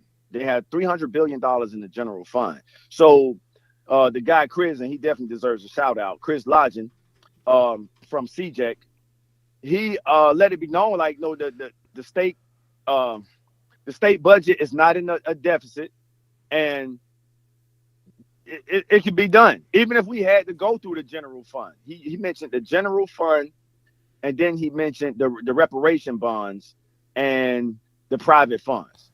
And it was more than, then he mentioned something like special funds. I had never heard of that, special funds. You know, so he gave all the, it was like, you know, with California being the 4th richest economy on planet Earth, it could be done. So the water boils down to is not, do we have the money to do it? Do we have the will? Are you willing to do the right thing? And I've been saying that for a while. Are you willing to do the right thing? And it boils down to that. So we know just from the money math, the money is not an issue. It's the will. Amen. Are you willing? Taj, so you know how I was, you know, I gave you the suggestion of the nonprofit funds, right? So I'm gonna name off some nonprofit companies that are considered the top in America, and you tell me if you know if it's more important or just as important as. Now I'm not trying to be argumentative. I'm just asking you a question. Mm-hmm. Is more important or just as important as a reparations fund? Okay, Feeding America, Good 360. I really don't even know who that is, but that's top 2. And then you go to St. Jude's Children's Research Hospital, United Way, Salvation Army, Habitat for Humanity, Goodwill, Boys and Girls Club, YMCA, Planned Parenthood, this is 15, American National Red Cross, World Vision. Do you think that so compare it to these things, because these are considered charities? Okay, so now this is the largest U.S. charity, so these are charities. But there's other nonprofit things that are not charities. It's like a Turning Point USA, you know. So I think when I look at this, I'll just answer for myself. But when I look at this list, I think that if you did it nonprofit, it could line up with the Goodwill, with the United Way, especially United Way, because United Way gives money to NFL, and it also gives money to programs like Urban League. So you already got the avenue there to do that. And United Way is last year they made $2.94 billion last year. So I think what the way, you know, the way society is, the way this culture is, American culture is, I think if that not you guys go with that nonprofit thing, you'll get. You'll get it.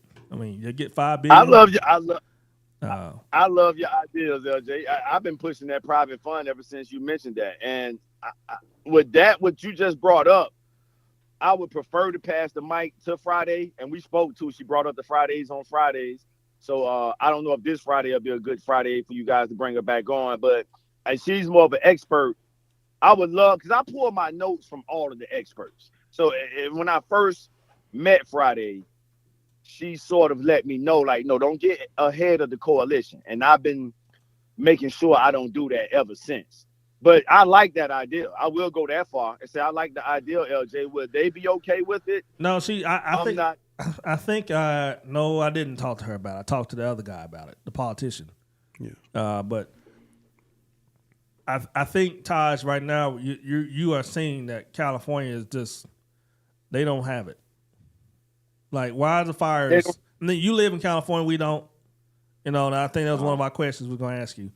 You know, but a lot of lot of politicians, a lot of news analysts and media outlets are coming hard on California politicians and whoever controls the money in California right now as far as these fires.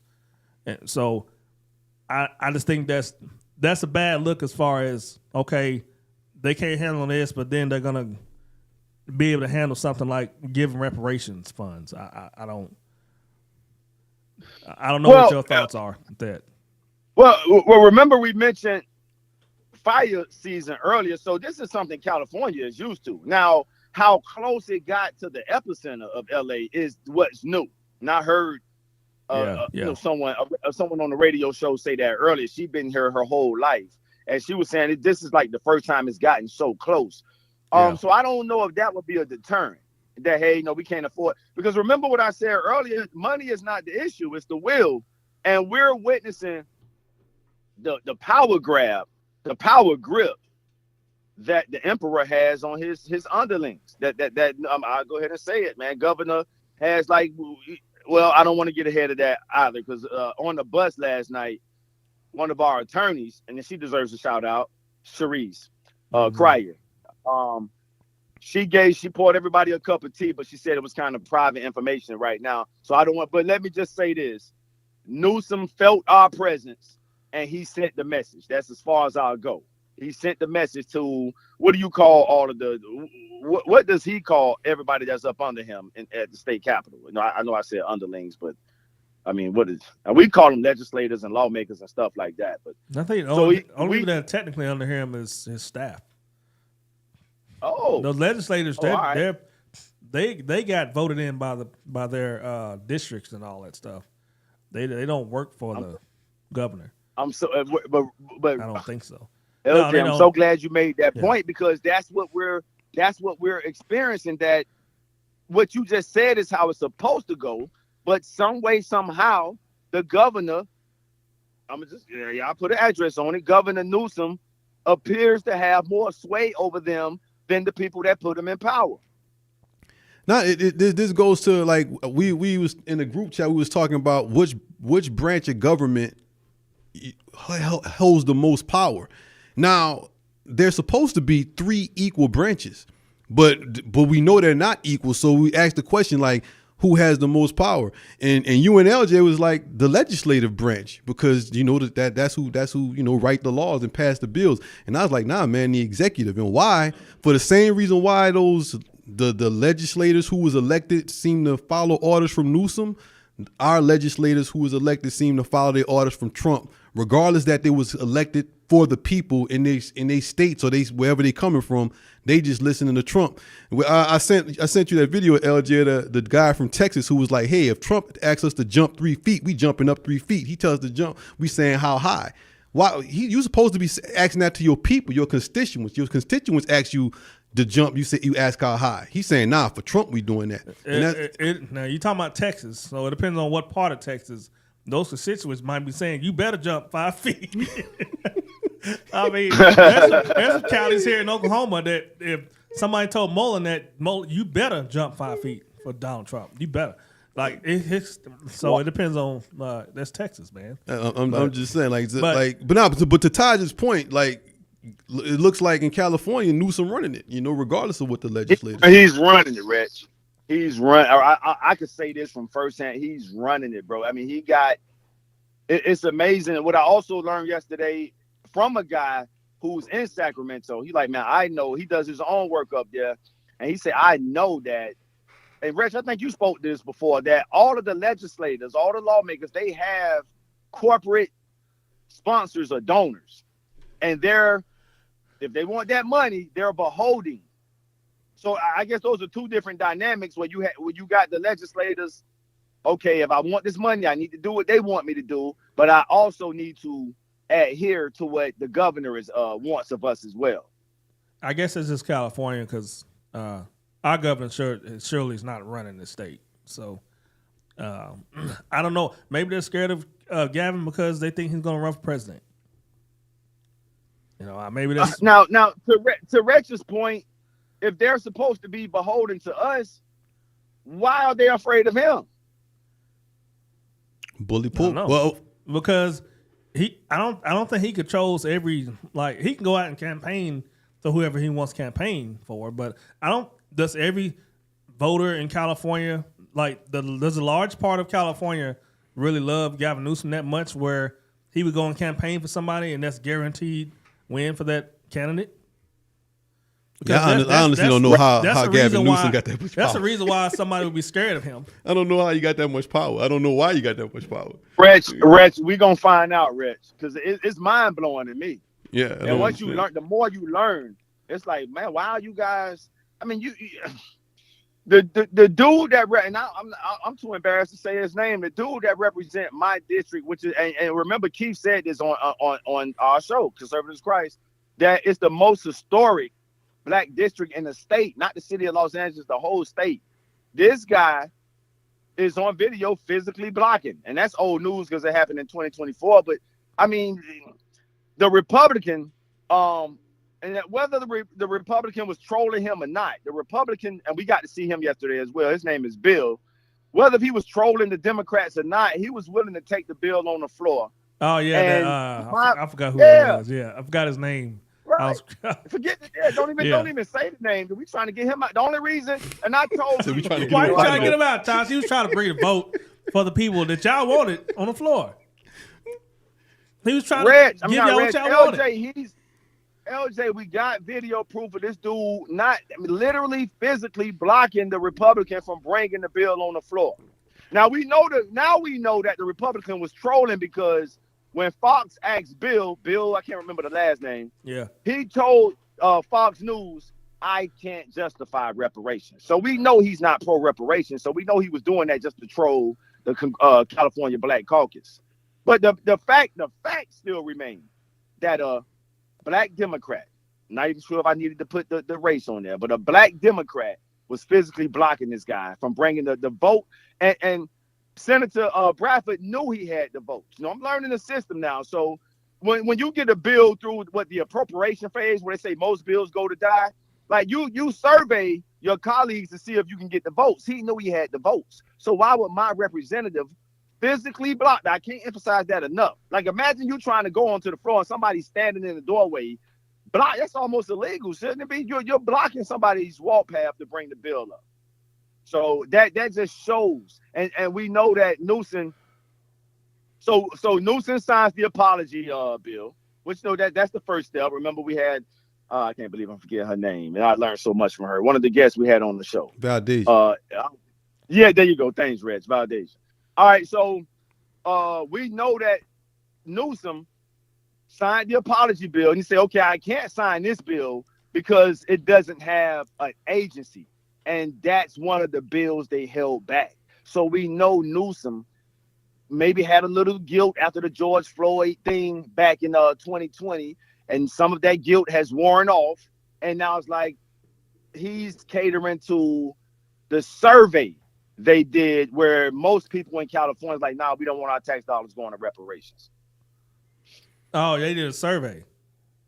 I didn't know about that. Yeah, that's what, to me, yeah, he was... I thought you're right, LJ. I don't think we mentioned that on here. So yeah, that's a key point. So after George Floyd, Newsom was, everybody across the country was like, hey, what can we do to, and we spoke about that on this show. So, and like one of and I'll shout her out too, Tiffany Quarles, the Queen of LA. Yeah. She said in one of our press conferences, she was like, it's like that. No, she said, I'll paraphrase her. She's like, it's like his white guilt wore off. You know what I mean? So as it was, and I think it really wore off when he did that survey throughout the state. And majority of the people in the state said, no, we don't want our tax dollars to pay for reparations. To me, this me talking, that's when he made his pivot to say, I got to kind of back out of this. Man, so what was the percentage on that survey? Like, was it close? Like, it was like, 52% to 48%? Like, what was it? To the strength of my memory, I would say 60% was not in favor, which is not a lot. A majority. That's more than a majority. Yeah, that meets Florida's standards. Yeah, that's super majority. Before we close, I would like to ask y'all this. Yeah, which accomplishment would look better on Newsom's resume? becoming the president of the United States in 2028, or being the first state, being the governor of the first state to approve reparations? Which accomplishment would look better on his resume if we're looking at this from 50 years from now? So I'm asking y'all to teleport to 20. What would that be? 20. What's 50 years? 2075. And look at it from 2075. Becoming the president. Which one would look better on? All right, LJ said president. Rich. Yeah, he gonna want to be president. He wants to be president, Oh man. no, I'm not. I'm not asking y'all to become the president. I'm not asking y'all to think. Right, but I'm not asking y'all to look at it through his eyes. Like let's say from a citizen perspective. If we're looking at it from 2075, which one, no matter the race, would you say would be a bright light on his resume? President. The people just said they don't want to do that. You're gonna force it down their throat. That'll be a stain on his record. So that'll be and there you go, LJ. That's why he's backing out.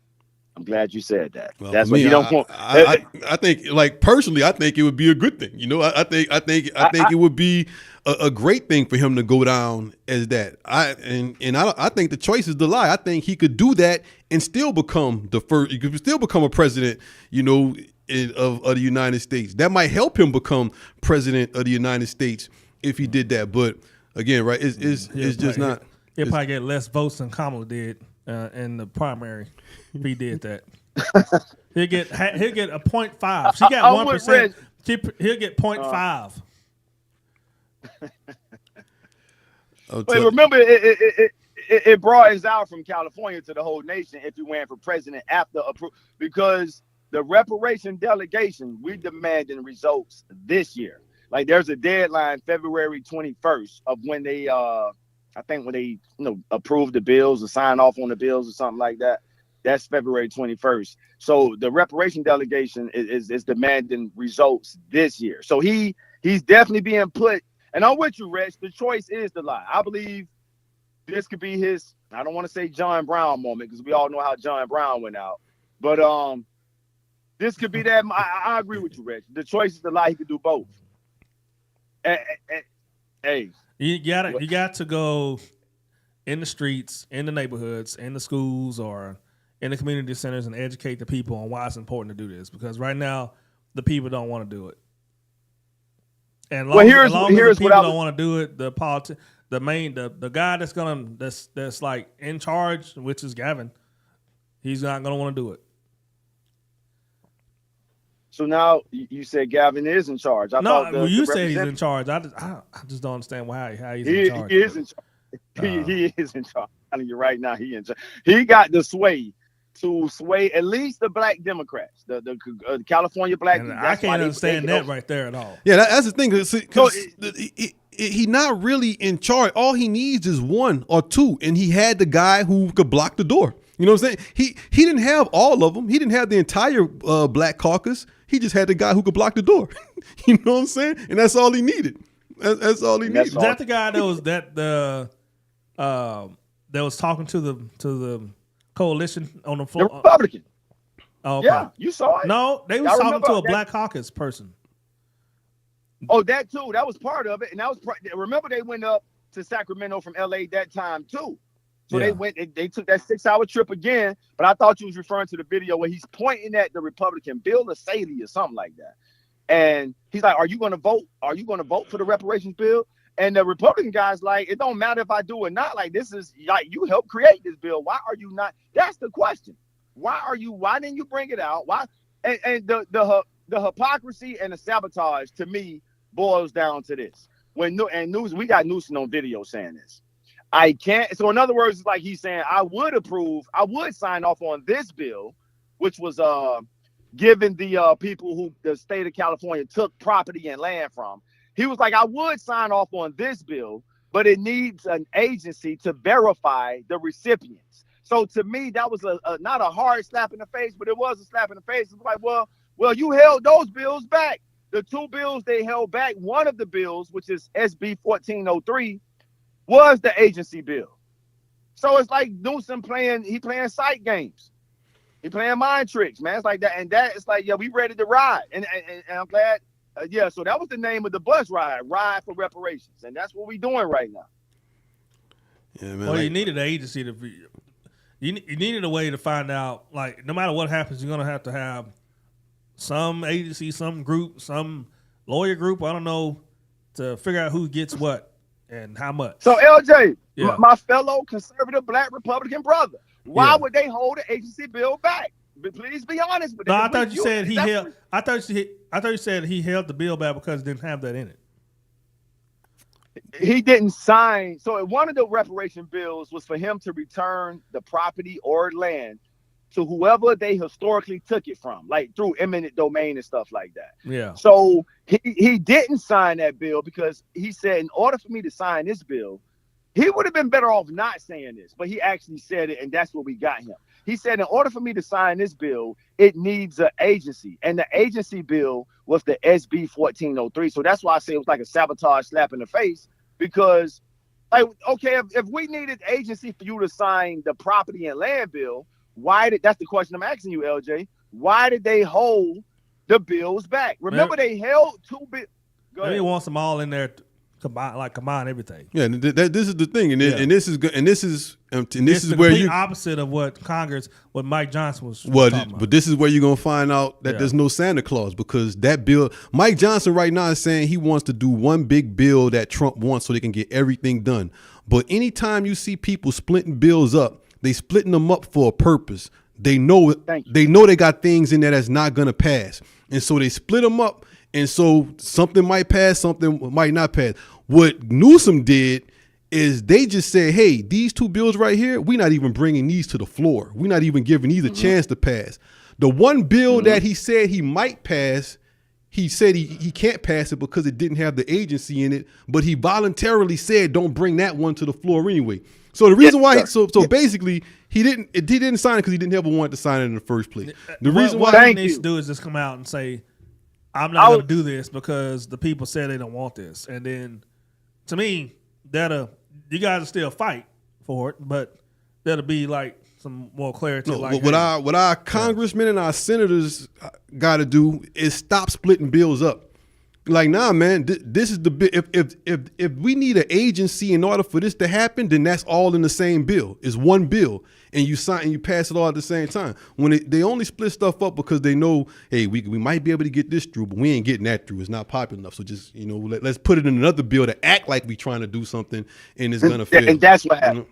Yes, and sir. That's what happened. I rather split bills up because I don't want a 1,000-page bill, like 1,000-page. Like, I got to vote on 1,000 pages worth of stuff. I'd rather vote on 20 pages worth of stuff. The only reason why there's 1,000 pages is, we talk about all the time, because the lawyers slick with the pen and they won't put all the stuff in there so they can, the legal loopholes that make you say, hey, it's legal, so I guess it's okay, even though it's not right. That's why it's 1,000 pages. The bill didn't have to be 1,000 pages. It still could have been, 20, 30, 40. How many pages it need to be? It's 1,000 pages because there's a bunch of issues in it. No, you don't. Just because it has multiple issues doesn't mean it needs to be 1,000 pages. There's multiple avenues of where money is going. That's what's in the bills. Where money is going. That's what a bill is. So that's when you got this big bill and you got 1,000 pages because it's got $1 billion going here, $500 million going there, $300 million going there, $30 million going here, $10 million here. So that's why. I don't like that. I rather they just do okay.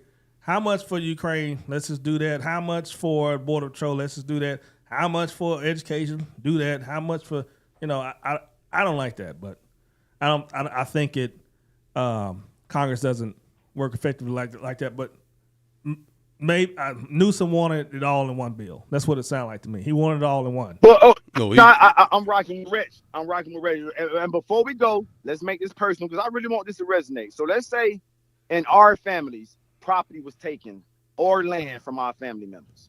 And now, in whatever state we're in, the governor, you got the agency bill in there to qualify. Okay, Reg, LJ, Taj, you saying property was taken from your family. Here's the agency to verify what you're telling us is accurate. And so when the guy gets when the governor gets the bill to sign off, he's like, you know what, I can't sign this because it doesn't have an agency. And as descendants of family members who they took the property and land from, how would we feel saying, well, Well, governor, whether it's the governor of Oklahoma, California, Florida, or Louisiana. Governor, well, the agency bill is right there. Like, this is my family that y'all did this to, and I want we want to right these wrongs. And you're telling me you can't sign the bill to give my family the property back because it doesn't have an agency, and this guy blocked the agency bill. How would y'all feel? Because I kind of wanted to resonate. If it don't, it don't. But how would y'all think and feel if that was the case? Making it personal. Go ahead.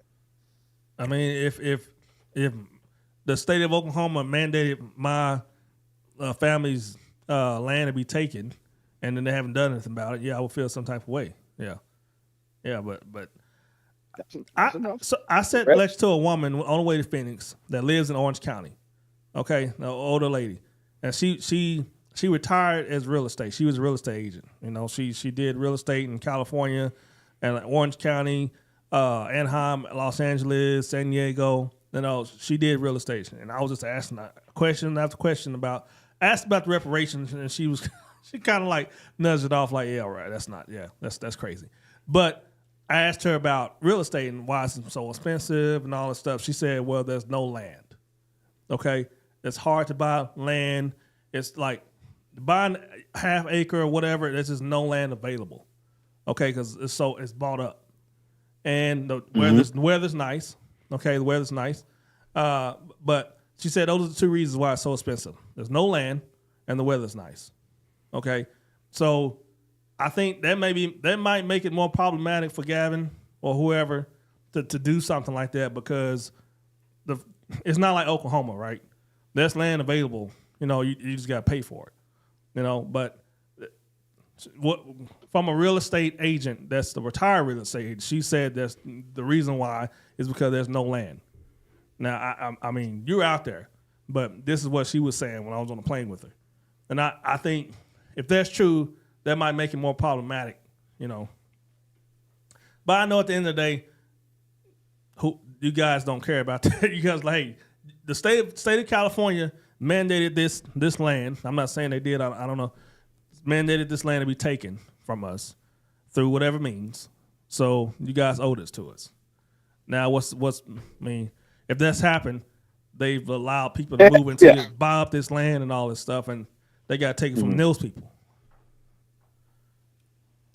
Rich. Yeah, man, this is common sense. Of course we gonna feel some kind of way, and we gonna want, you know what I'm saying, we're gonna want it to be made whole, and that's and you know me, man, like you know, I fight for reparations because you my mans and you fight for reparations, but I always say I'm not interested in fighting nobody who know they wrong and they just, you know what I'm saying, they just don't care. They just like, nope. Like the person you sit on the plane next to, she know reparations is owed. Everybody knows reparation is owed. They just don't have the will or the desire to pay it. And it's not a money issue. America can more than afford it.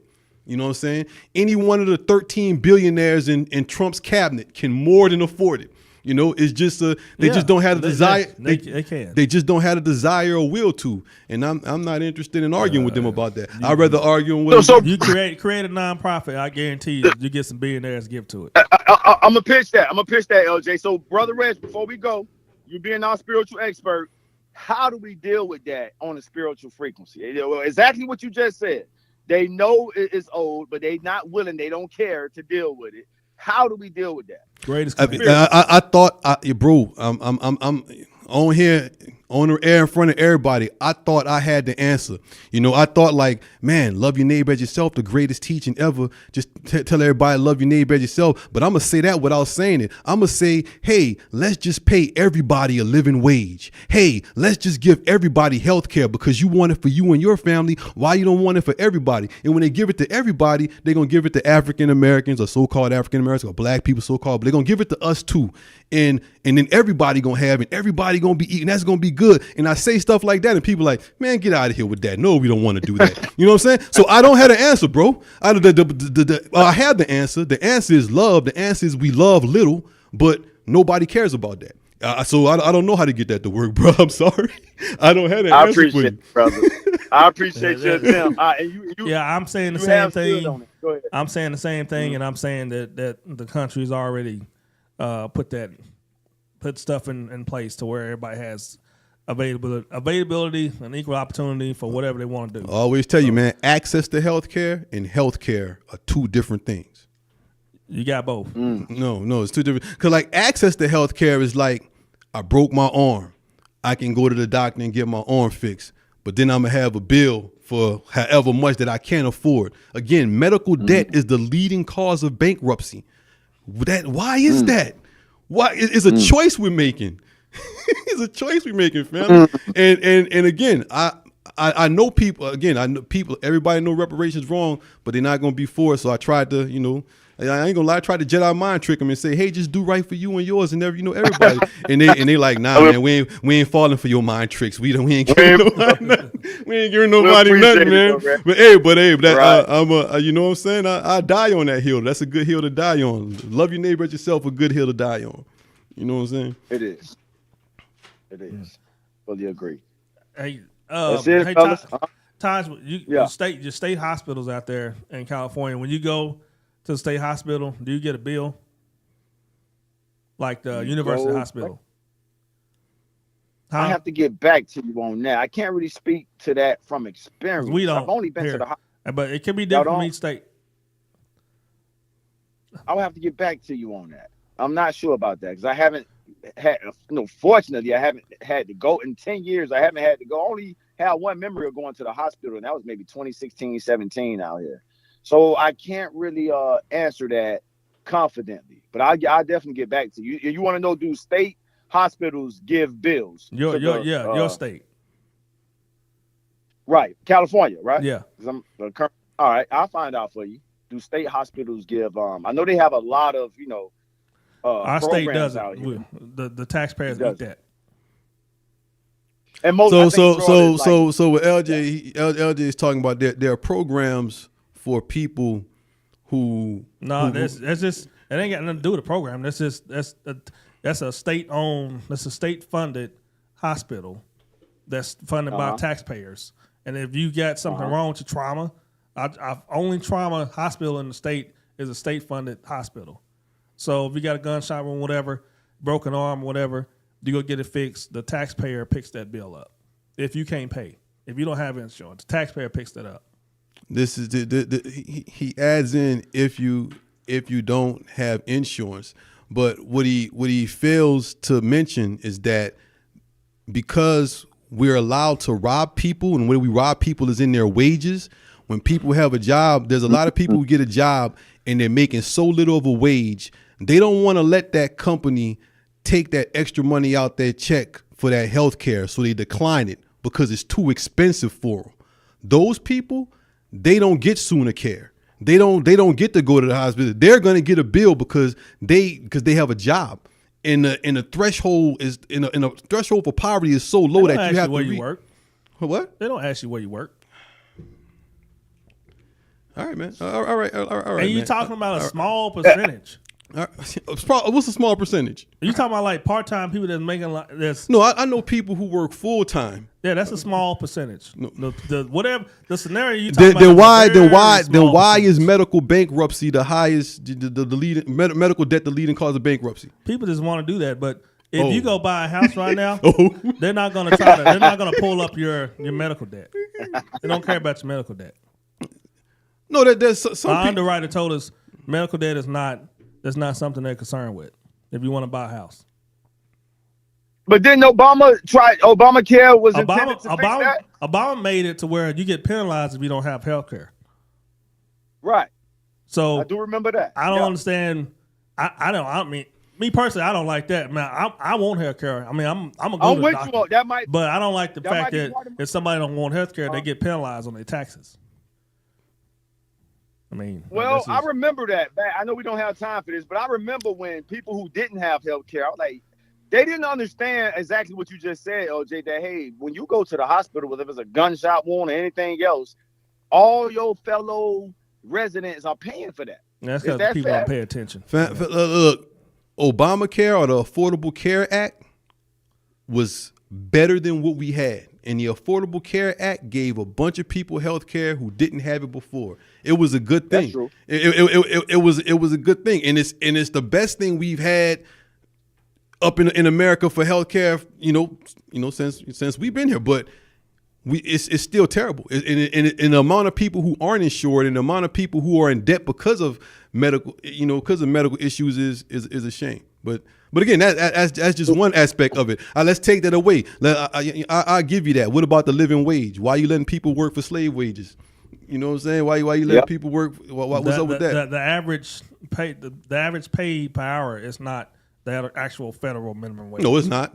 But it's below the living wage in Oklahoma. The average pay per hour? The average pay per hour in Oklahoma is below what it costs to live in Oklahoma. You only it's $38,000 a year. I seen today. That's how much you need. For what? Oklahoma. $38,000 for what? To live as an adult.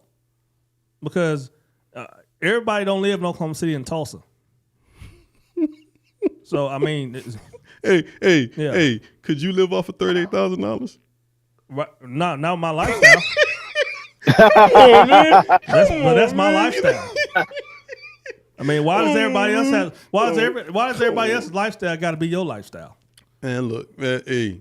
But anyway, that was the answer to the question. I don't, you know what I'm saying? I take that back. I could because I did. When I was driving school buses, yeah, I made that. Do y'all agree on what do y'all stand on greed? I kind of got an idea where Reg stand, but as far as y'all two together, where do y'all stand on greed? Corporate greed, to be specific. We don't agree, but I think this is the I believe greed is on both sides. This is the beautiful thing about this moment right now in politics, family, because he says that, but he says he agrees with Steve Bannon, and Steve Bannon now is saying he's against greed. He wants those corporations to pay reparations to the people. I don't agree with that. He says he wants them to pay reparations to the people who were harmed by those H-1B visas. He says it's greed. I don't agree with that. He said he wants to legislate greed, and we always say you can't do that, but it's right. You should. That you should legislate greed. Those people should be made whole. They should be paid something. But that's the slippery slope, because when we start talking about reparations for other people, what are you gonna say about that? So I'm consistent consistent across the board. Nobody else say that but him. All the people who agree with him said it. All the people who agreeing with him said it. No, they don't. Charlie has not said that. No, that's Natalie Winters is saying it because she's on his show, but. I watch Real America all day and Salem. There ain't nobody else saying those people should be paid reparations. No.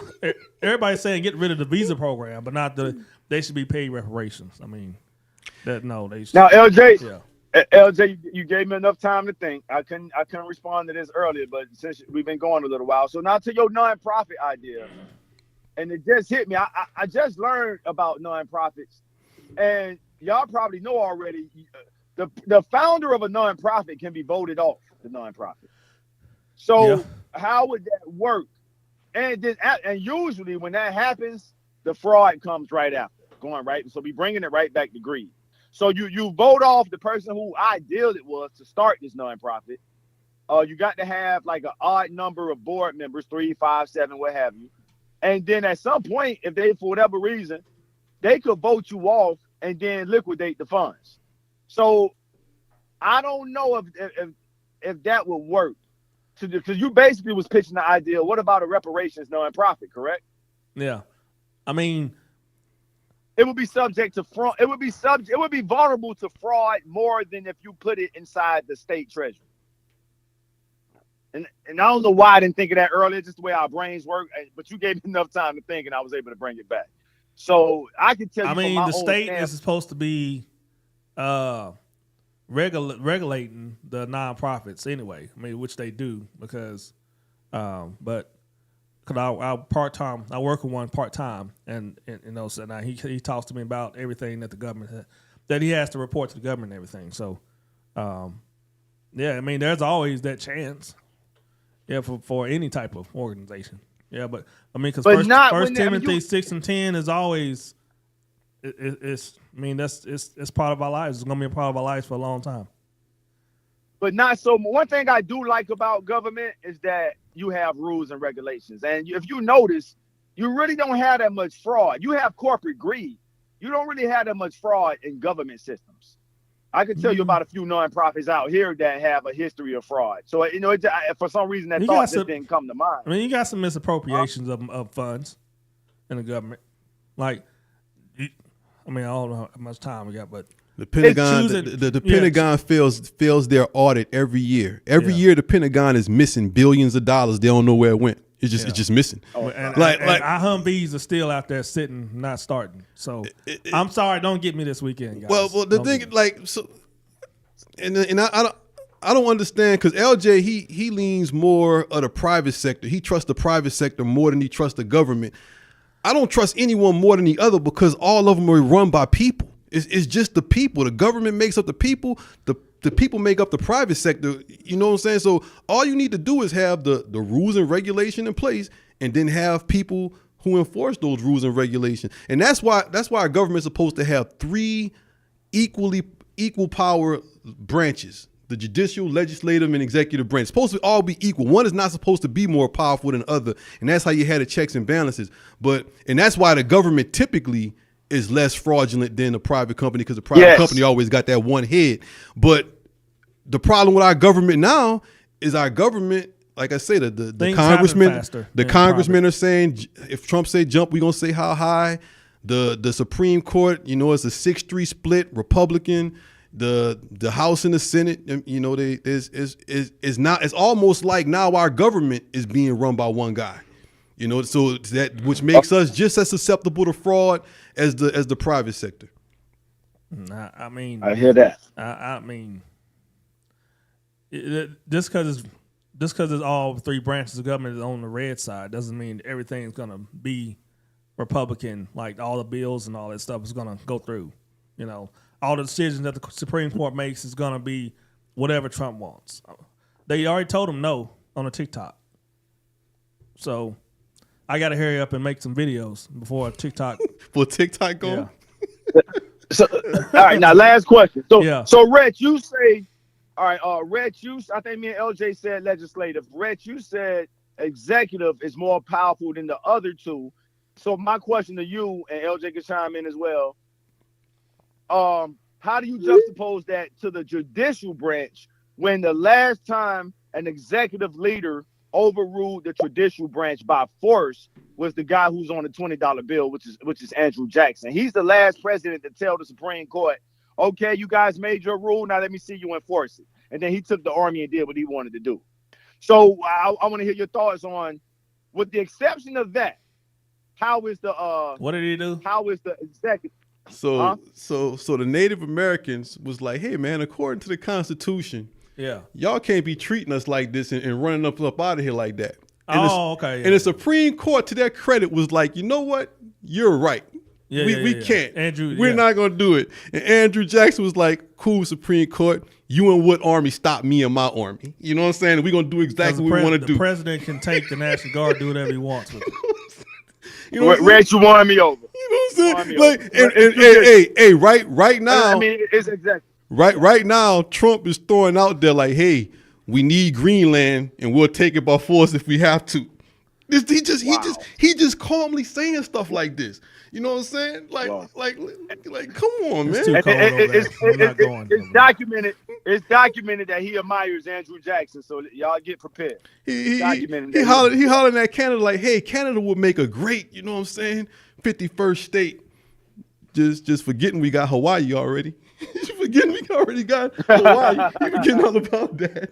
He like, hey man, I mean, think about. I'm going to win this by taking what you always say and ask you a couple of questions. Everything that you want, okay?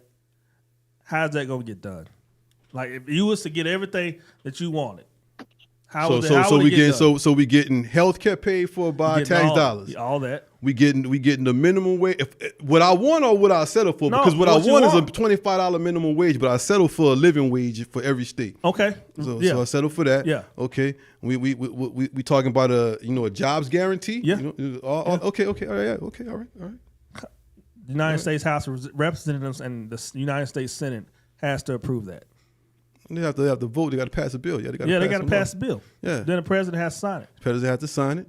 Yeah.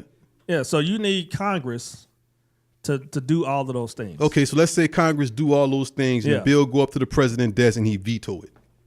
Well, they can override it. Override the veto? Yeah, that's true. Yeah. Interesting. They Yeah, they override can. the veto. I am with that. And Yeah, I'm what familiar else with can that. what else can Congress do?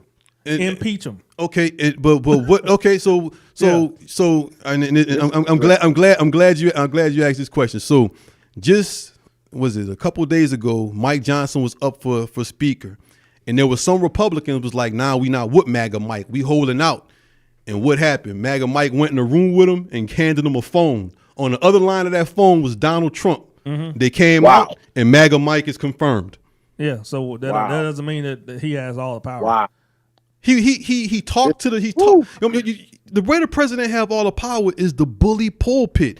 All Trump got to get out there and say is, I don't like that guy, primary him, and then they're gonna primary him and they're gonna vote him out. Okay, so did he bully McConnell?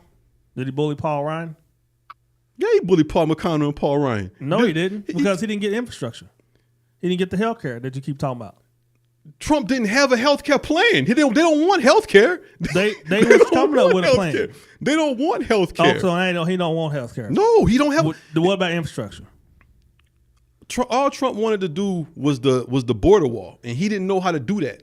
The problem, the reason why there's Project 2025, because when Trump first got in office in 2016, all these wild things he wanted to do with the Muslim ban and all that stuff that was ruled illegal. When you look at it, he was doing a bunch of procedural things wrong. He ain't know how to do it right. And it was like, man, come on, Trump, you ain't even got all your T's crossed and your I's dotted. You know what I'm saying? We can't sign this. He's fixed that. That's changed now. Everybody's in line now. It's not going to be like that no more. What you're going to see, they're going to come up there. They're not going to do one bill. The stuff he wants in one bill, he's not going to get everything he wants. But the stuff that he really wants, the stuff that his donors paid for, that's going to happen. He should get everything that he had on his website. Everything he talked about at the rallies. I'm going to tell you what he's going to get. He ain't going to get everything he talked about at the rallies, because some of the stuff he talked about at the rallies, like tax for tips and things and stuff like that for the people, that stuff going to go by the wayside. You ain't going to even hear about that no more. What he going to get done is the tax cuts for him and his billionaire cabinet. That's across the board, right? Even in MSNBC said that. What's cross the board? The tax cuts. No, don't look at if it's cross the board. Because it was last time. It went across the board last time. Look at the percent. Look at the percentage of how much who's really getting a break. Everybody got a tax cut. Yeah. Okay. Everybody got a tax cut. Fellas, breaking news. Breaking news. Donald Trump calls out Governor Gavin Newsom amid Pacific Palisades fight. So that ain't breaking news. No, it is breaking. That's breaking. I didn't hear that. I thought he called him out for the fires. Yeah. Yeah. So you. Okay. Yeah, he said that's not. Basically, he's saying they should be letting water come from the northern part of America, like Washington, Oregon, and I guess there's some pipelines or whatever they can open up, and they haven't done it, but probably because of conservation, regulation, whatever. But it's so sad, man. I don't like. I was reading and it was like, man, like at 3:00 in the morning, they have fire hydrants running out of water out there. I'm like, man, come on, man. It's 2025. We in America supposed to be the richest nation in the world, and we can't get water out of a fire hydrant to put out a fire. It's sad, man. But that's the at the state we in. Prayers for California family. Prayers for our government. Thank you to our guest, Taj Hollywood. This has been the Conservative as Christ Show with LJ and the Wretch. We're here every Monday, Wednesday, and Friday from 6:30 to 8:30. Until next time, keep them with you. Peace.